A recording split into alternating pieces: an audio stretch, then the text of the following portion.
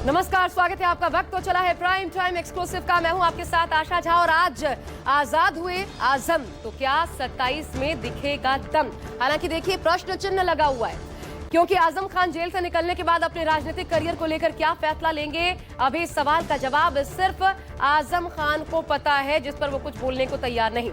Jail से बाहर निकले तो कहा इस पर कुछ नहीं कहना, एक तरीके से चुप्पी साध ली। अखिलेश यादव से भी यही सवाल पूछा गया तो अखिलेश यादव गोलमोल जवाब देते नजर आए, लेकिन अखिलेश यादव का अंदाज ये बताने के लिए काफी था कि रिश्तों में अब वो पहले वाली सहजता और मिठास रही नहीं। इसकी एक झलक तब भी दिखी जब आजम जेल से बाहर आए। सपा से उनकी दूरी का अंदाजा वहीं लग गया, लेकिन 27 की जंग को देखते हुए अहम सवाल यह है कि प्रदेश के सबसे बड़े अल्पसंख्यक चेहरे की भूमिका क्या होगी, इसका फायदा किसे, नुकसान किसका होगा। देखिए, जेल से आजम की रिहाई, यूपी में सियासी अंगड़ाई। जेल के ताले टूट गए,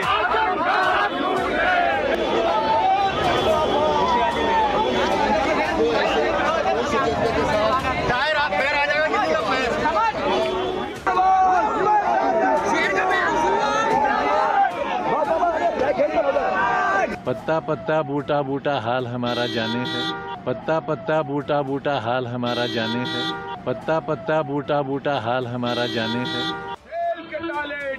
आजम खान की यही अदा है। 23 महीने बाद जब सीतापुर जेल से बाहर आए तो आजम खान यही बोले, पत्ता पत्ता बूटा बूटा हाल हमारा जाने है। यूपी में समाजवादी पार्टी के सबसे बड़े मुस्लिम चेहरे आजम खान जेल से निकले तो न गाड़ी से उतरे न कार्यकर्ताओं से, सीधे आगे बढ़े। समाजवादी पार्टी के 37 सांसदों में से सिर्फ रुचि वीरा और एक विधायक जेल के बाहर मौजूद है। उन्हें भी पुलिस ने मौके से हटा दिया।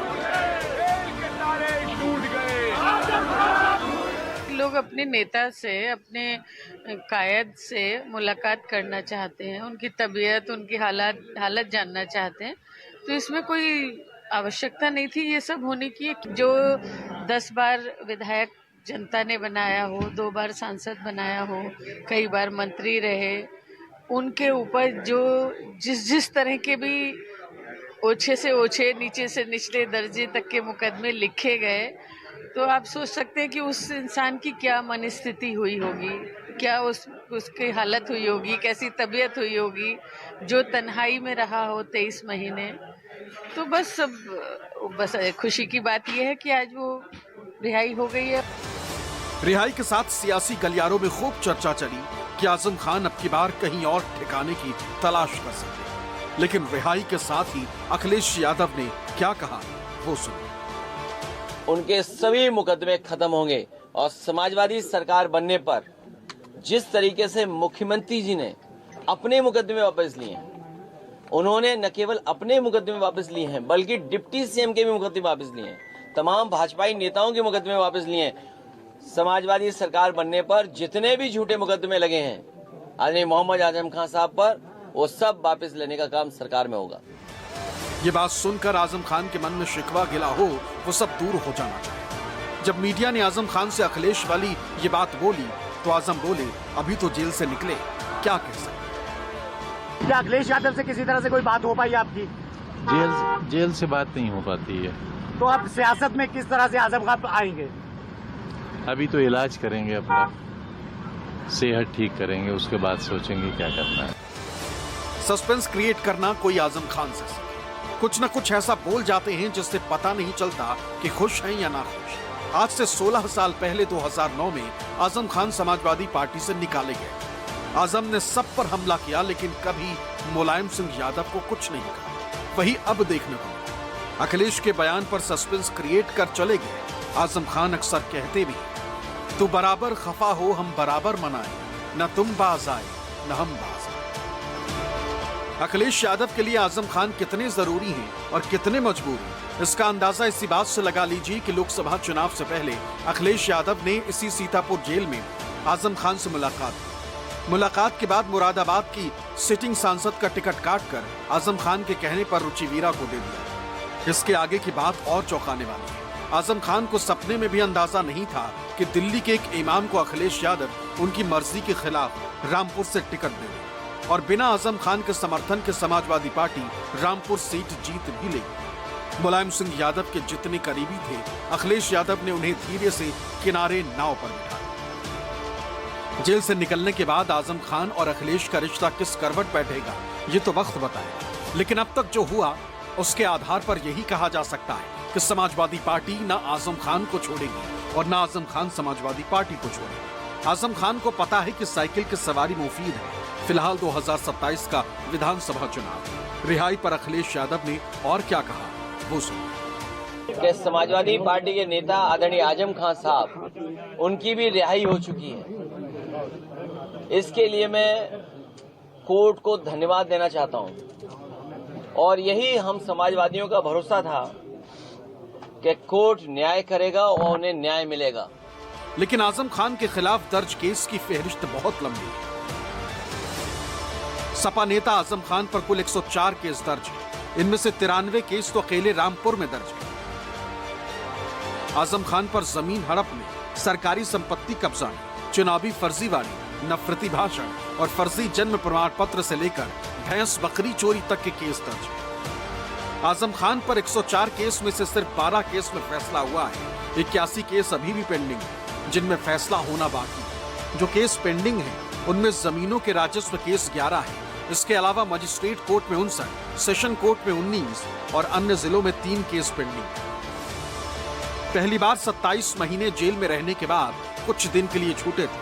फिर 23 महीना जेल में बिताने के बाद सीतापुर जेल से आजम खान बाहर है। कुल 50 महीने अब तक जेल काट चुके हैं। फिर कब जेल चले जाएं किसी को कुछ नहीं, क्योंकि आजम खान को जमानत मिली है।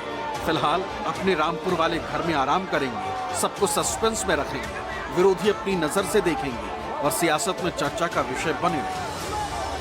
आजम खान अपने घर रामपुर पहुंच चुके हैं। ये अगर आप ये गाड़ी देखें, इसमें उनके बेटे अब्दुल्ला खान, आदिब खान उनको लेकर यहाँ पर पहुंचे हैं।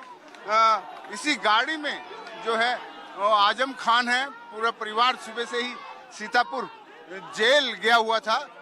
उनको लेने के लिए ऊपर निकले हैं, यह गाड़ी में निकले हैं ऊपर और निकलकर इन्होंने लोगों का अभिनंदन किया है, हाथ हिलाया है, जिसके चलते भारी तादाद में पब्लिक जो है यहाँ पर है। अखिलेश यादव जी की जब सरकार गई थी उसके लगभग 1 साल पहले अखिलेश यादव जी ने 17 आतंकवादियों को रिहा कराया था जेल से, जबकि हाईकोर्ट उस समय कह रही थी कि ये आतंकवादी है, इनको किसी भी कीमत पे रिहा नहीं करना चाहिए। एक तरफ आज कानून का शासन है उत्तर प्रदेश में, दूसरी तरफ अखिलेश जी कह रहे हैं, खुलेआम कह रहे हैं कि हम आएंगे तो जेल के दरवाजे खोल देंगे, सभी बाहर होंगे सड़कों पर।